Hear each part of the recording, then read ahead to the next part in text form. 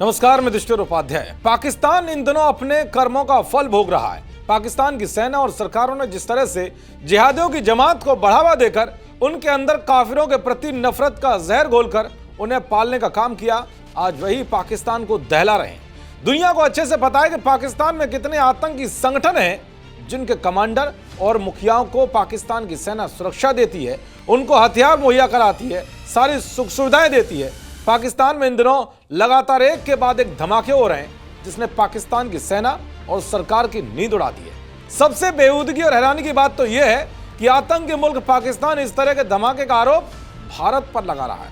हालांकि भारत भी सबूतों के साथ पाकिस्तान की आतंकी मंडियों के पोल खोलते हुए तगड़ा जवाब ही दे रहा है। एक बार फिर पाकिस्तान की राजधानी इस्लामाबाद में नमाज के दौरान मस्जिद में आत्मघाती हमला हुआ जिसमें 31 से ज्यादा लोग मारे गए और सैकड़ों घायल बताए जा रहे हैं। हमला उस वक्त हुआ जब जुमे की नमाज के लिए करीब 700 लोग मस्जिद परिसर में जमा थे, लेकिन पाकिस्तान के रक्षा मंत्री ख्वाजा आसिफ ने इस हमले का आरोप भारत पर ही मढ़ दिया है, जिस पर अब भारत ने मुंह तोड़ जवाब दिया है। भारतीय विदेश मंत्रालय ने पाकिस्तान के आरोपों को बेबुनियाद और बेतुका बताया है। साथ ही यह भी कहा है कि भारत पर ऐसे आरोप लगाकर पाकिस्तान अपनी आंतरिक समस्याओं से ध्यान भटकाने की कोशिश कर रहा है।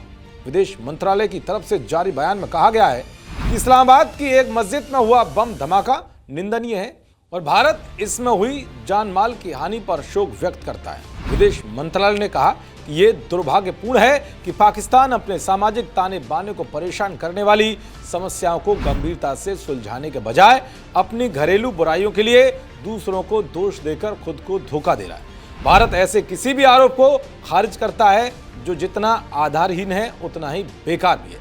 यानी कि भारत ने साफ कर दिया है कि जिस तरह से पाकिस्तान में बम धमाके हो रहे हैं उसके लिए वहां की सरकार और सेना खुद जिम्मेदार है। दरअसल इस हमले से कुछ दिन पहले ही 11 नवंबर को इस्लामाबाद के G11 इलाके में जिला और सत्र न्यायालय के बाहर आत्मघाती धमाका हुआ था। इस धमाके में भी 12 लोगों की मौत हो गई थी और 30 से ज्यादा लोग घायल हुए थे। तो वही पाकिस्तान से आजादी की लड़ाई के लिए बलूचों का विद्रोह लगातार बढ़ता जा रहा है। पाकिस्तान की सेना जितना इस विद्रोह को दबाने की कोशिश कर रही है उससे इतना ही ज्यादा नुकसान हो रहा है। कुछ दिन पहले ही BLA ने पाकिस्तान के 200 से ज्यादा सैनिकों को मार गिराया।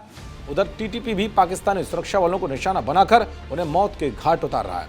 2025 में TTP के हमलों में 90% की वृद्धि हुई है, वहीं बलूच आर्मी के हमलों में 60% बढ़ोतरी हुई है। इसके अलावा इस्लामिक स्टेट खुरासान ने अब पाकिस्तानी शहरों को भी निशाना बनाना शुरू कर दिया है। कुल मिलाकर खुद पाकिस्तान विद्रोह की आग में चारों ओर से घिर गया है और अब जब उससे स्थिति नहीं संभल पा रही है तो वो इसका आरोप भारत पर लगा रहा है, लेकिन भारत भी इसका सबूतों के साथ तगड़ा जवाब दे रहा है। देखते रहिए जी न्यूज़। नमस्कार।